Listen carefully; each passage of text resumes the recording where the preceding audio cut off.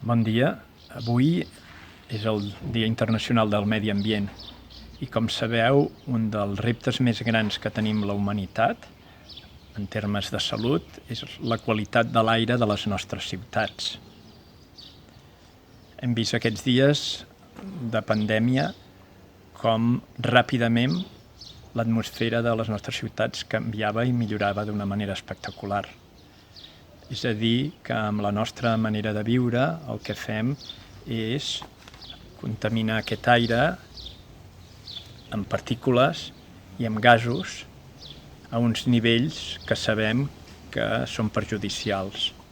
Hola a tots i totes, gràcies per mirar aquest vídeo. Jo sóc l'Anna, formo part de diferents col·lectius i organitzacions que treballem temes de canvi climàtic i contaminació i avui estic aquí precisament per explicar-vos d'aquests temes. Primer de tot, suposo que tothom sap el que és la contaminació atmosfèrica, però per si de cas, és quan trobem una concentració a l'atmosfera, en allò que respirem, en aquell aire que respirem, que està per sobre d'allò que és natural i, per tant, pot tenir un efecte negatiu doncs, en nosaltres, en la nostra salut, en els animals, en les infraestructures, etc. Trobem diferents tipus de contaminants, tant a l'àrea metropolitana com a Barcelona, i us explicaré una mica els més importants. El primer de tot serien les partícules en suspensió. Són partícules sòlides o líquides molt petites que estan flotant a l'aire, però més petites que un cabell fins i tot, i la majoria estan generades per motors, pneumàtics, frens de vehicles, sobretot relacionat, com dèiem, amb vehicles. Després tenim, per exemple, el diòxid de nitrogen, que està sobretot emès pels vehicles dièsel i és un gas que és irritant per nosaltres. I finalment, degut al diòxid de nitrogen, també se'n genera un altre, que és l'ozó, també molt conegut, que també és un gas oxidant i, a més, irritant. La contaminació a Barcelona i a l'àrea metropolitana està contínuament per sobre d'allò que ens demanen els experts. Si féssim cas a la Unió Europea o a l'Organització Mundial de la Salut, hauríem d'estar prenent mesures i de manera molt dràstica. Per exemple, ho podem veure en aquest gràfic que sortirà en pantalla, com a l'esquerra de tot, quan posa NO2, que és el diòxid de nitrogen, veiem que hi ha unes parts en vermell, que és quan hi ha una concentració de gas que està superant els valors que demanen la Unió Europea. Si mirem els altres dos gràfics, que la PM10 i la PM2.5 són les partícules en suspensió, veiem que aquestes parts en crema estan el 97% de la població i el 100% de la població superant els límits que recomana l'Organització Mundial de la Salut. Però d'on surten aquests contaminants? Us he donat una mica de pistes, no? La gran majoria, més d'un 50%, són el que li diem transport terrestre, és a dir, motos, cotxes, tot el tipus de transport rodat. Després hi podem sumar altres coses. Per exemple, al voltant d'un 20% és transport marítim, per tant el port de Barcelona hi té un gran rol aquí, i hi ha un altre 20% que també és la indústria que tenim al voltant de la ciutat. De fet, ja fa quasi 50 anys que sabem dels efectes respiratoris de la pobra qualitat de l'aire. I més recentment vam aprendre que aquests gasos i aquestes partícules donaven lloc a un increment agut del risc de patir un infart de miocardi o un ictus. I a llarg terme sabem que són causa de càncer de pulmó o problemes cardíacs i problemes vasculars. De fet, s'estima que fins a 2 de cada 10 infarts de miocardi es podrien evitar si tinguéssim un aire a les ciutats de qualitat i fins i tot 3 de cada 10 ictus es podrien evitar si l'aire de les ciutats fossin nets. Més recentment hem vist que aquests efectes anaven més enllà de l'aparell respiratori o cardiovascular i comprovàvem com en les embarassades el conviure amb aire més contaminat donava lloc a un major risc de problemes reproductius i a un menor creixement i desenvolupament del seu fetus. I també hem vist que en els nens, a l'inici de la vida, aquestes exposicions podien enlentir alguns dels processos de desenvolupament, com per exemple el creixement dels seus pulmons.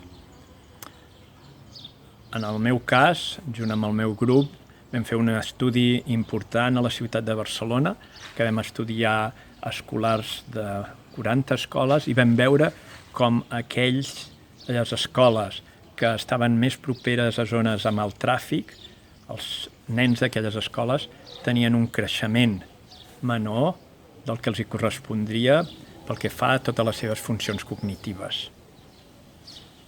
Això s'explica bàsicament perquè entre els contaminants de l'aire n'hi ha uns que són les partícules, sobretot aquelles que són de més petit tamany, que tenen la propietat d'entrar a dins del nostre cos fins al fons dels nostres alveols, que és el fons dels nostres pulmons, o fins i tot poden entrar a través del nostre nas directament a dins del cervell seguint el nervi olfactori.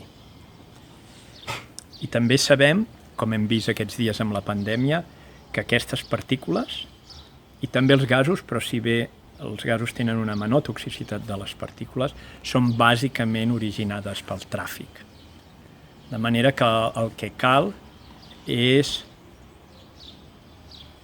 gestionar la mobilitat d'una altra manera, aconseguir que la mobilitat sigui més neta, es faci d'altra forma, per exemple, augmentant el transport actiu, augmentant tot el que sigui el transport públic i reduint al màxim tot el que és el transport privat.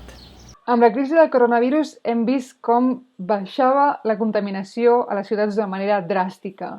Hem vist cels blaus, hem sentit ocells, no hi havia contaminació acústica ni atmosfèrica, però tot això ha sigut directament relacionat a que no hi havia cotxes al carrer. Per tant, tornarem a la normalitat, tornarem a desconfinar-nos, que és el que ja estem veient, i tornarem a tenir cotxes al carrer i la problemàtica serà igual o pitjor. De fet, ja hi ha dades de la Xina en què la gent està agafant encara més el cotxe després del confinament.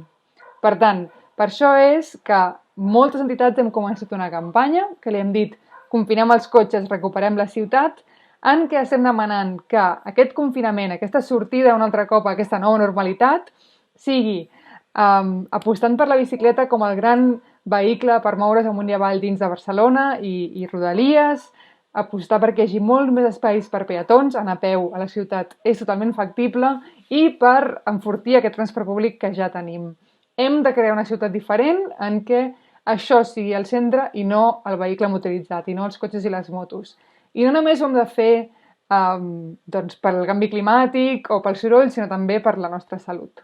La pandèmia ens ha ensenyat que es pot aconseguir un aire net.